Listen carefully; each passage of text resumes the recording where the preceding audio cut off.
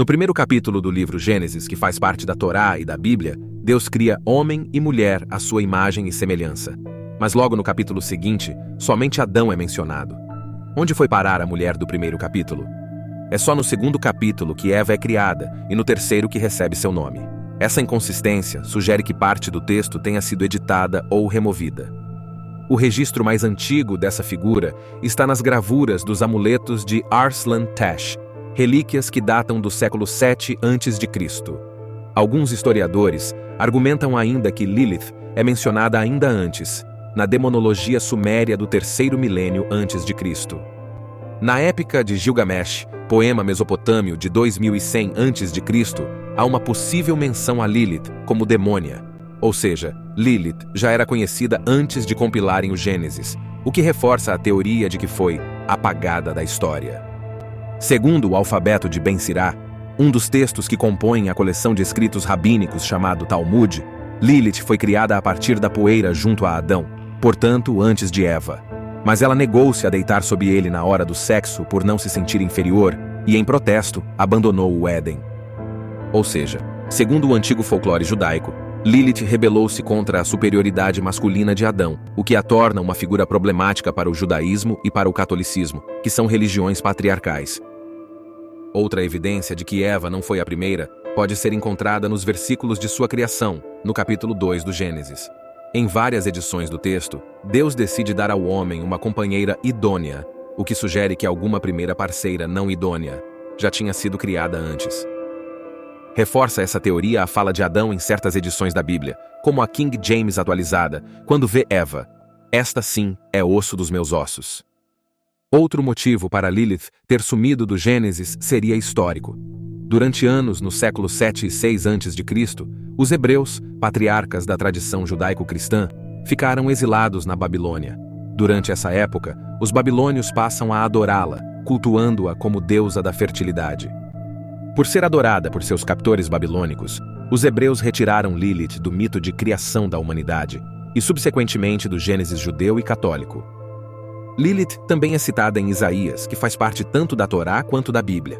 Porém, ao longo de diversas traduções, seu nome foi sendo suprimido até virar animal noturno, ou coruja. Só algumas traduções que usam como base os textos em hebraico, mais antigos, mantêm Lilith em Isaías 34, no trecho em que o profeta descreve como a ira de Deus destruirá a Babilônia, e na terra desolada, Lilith encontrará um lugar para repousar. Ou seja, o profeta conhecia a figura da primeira mulher. Textos hebraicos e rendições artísticas de Lilith a descrevem como uma mulher alada e serpentina. Então, dá para associá-la à figura da serpente alada do Éden. A Igreja Católica, em particular, deu um delete definitivo na única menção a ela dentro da Bíblia, na metade do século XVI, durante o Concílio de Trento.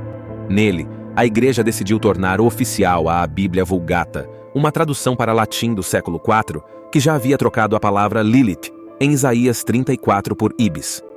A adoção de uma versão da Bíblia que já tinha dado sumiço em Lilith permitiu que ela fosse aos poucos desaparecendo da tradição católica. Essas são, resumidamente, as evidências a favor da existência de Lilith, apontadas por diversas fontes. Mas existem explicações oficiais para cada uma delas, que listamos a seguir.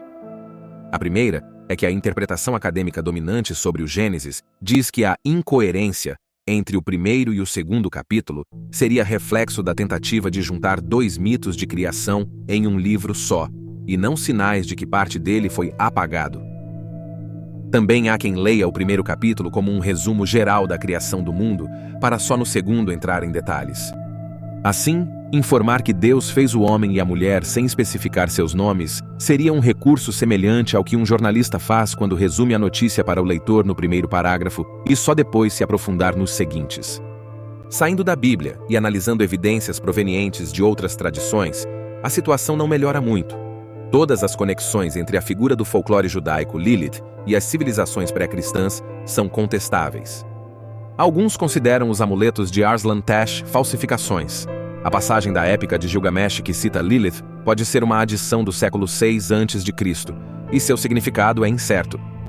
O único texto que de fato menciona Lilith como primeira mulher de Adão é o alfabeto de Ben Sirá, do século 7, que alguns consideram satírico, embora faça mesmo parte do Talmud judaico. A questão é que textos sagrados não são livros de história. Discutir o que realmente aconteceu no Éden é igual a discutir se Capitu traiu Bentinho. Não há uma resposta.